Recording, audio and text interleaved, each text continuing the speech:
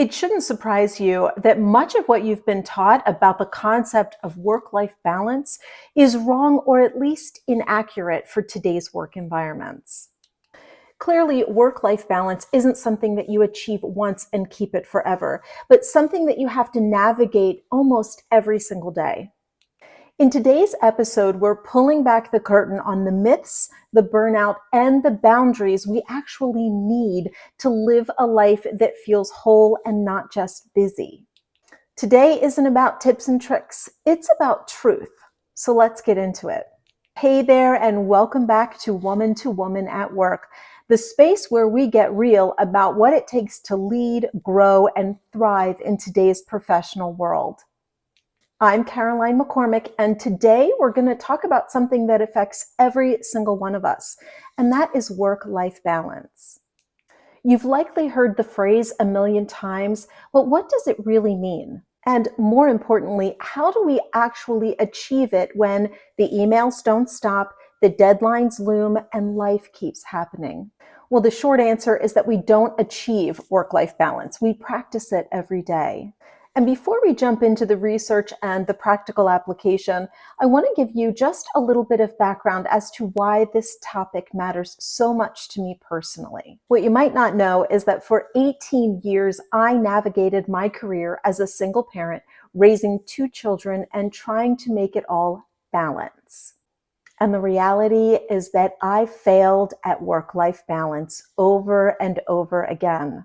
By the time I had children, I was a mid-level manager with lots of opportunity for career advancement and an eye on making more money. I failed to figure out how to get my kids to soccer practice. I failed when they were sick and I brought them to preschool anyway. And I failed when it came to putting away the laptop on a Saturday afternoon because I wanted to be overly prepared for my Monday morning meeting. All of this to say is that I am someone who deeply understands the challenges of balancing work and life. Okay, so let's break it down together. Grab your coffee, tea, favorite energy drink, because we're going to spend this episode diving into 4 aspects of work-life balance. We'll talk a little bit about what research says about the state of work-life balance in today's working environments. The myths around work-life balance that likely have us stuck, why burnout is still rising even though many of us believe we have it all balanced, what employers need to do differently to help us navigate the challenges of balancing work and life, and lastly, we'll talk about what you can start doing to build real balance on your terms.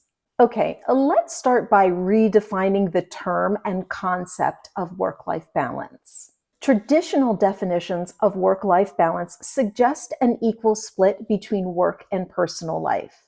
But real life simply doesn't work like that.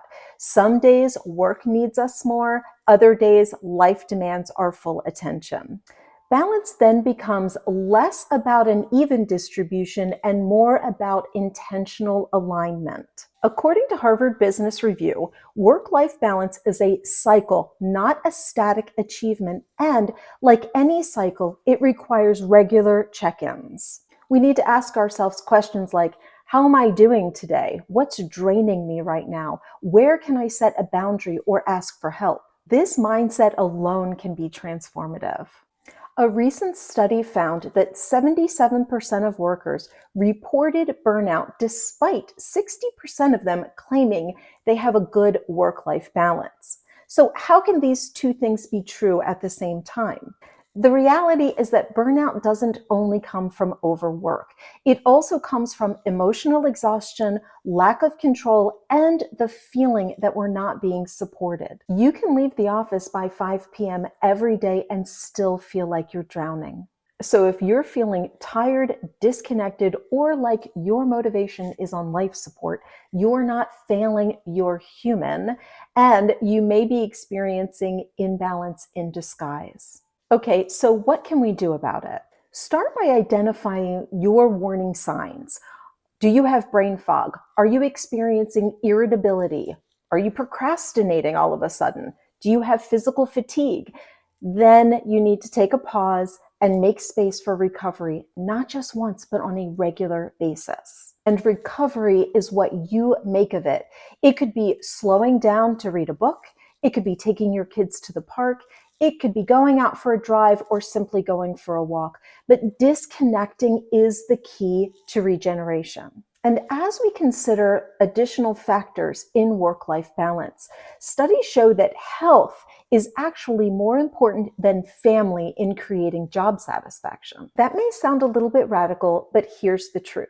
If your physical and mental health are suffering, you can't show up well for your family, your job, or yourself.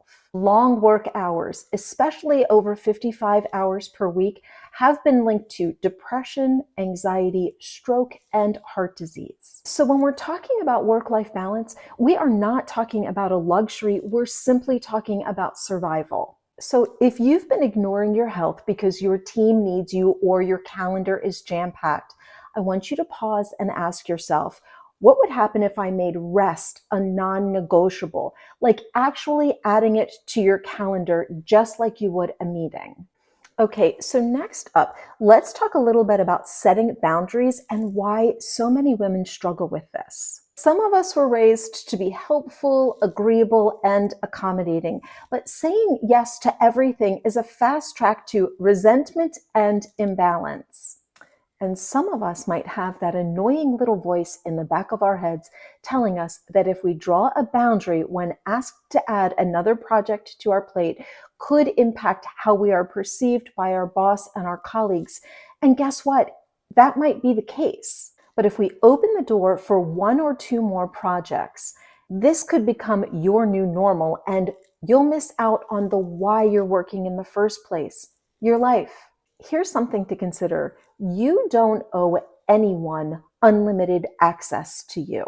Whether it's not checking emails after 6 p.m., declining meetings that don't really need you to be in them, or blocking your calendar for a workout, boundaries protect your energy and your purpose. These boundaries also teach other people how to respect and treat you. If you're one of the many who struggle with setting boundaries, practice saying something like, "That doesn't work for me right now," and you don't need to explain why.